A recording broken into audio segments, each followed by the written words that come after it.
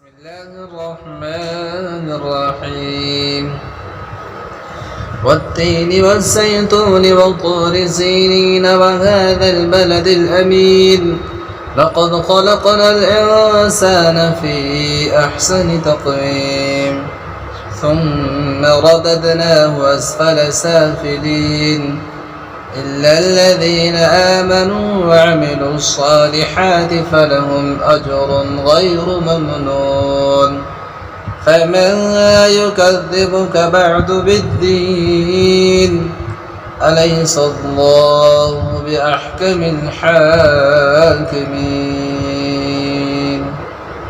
بسم الله الرحمن الرحيم والعصر إن الإنسان لفي خسر إلا الذين آمنوا وعملوا الصالحات وتواصوا بالحق وتواصوا بالصبر صدق الله العظيم.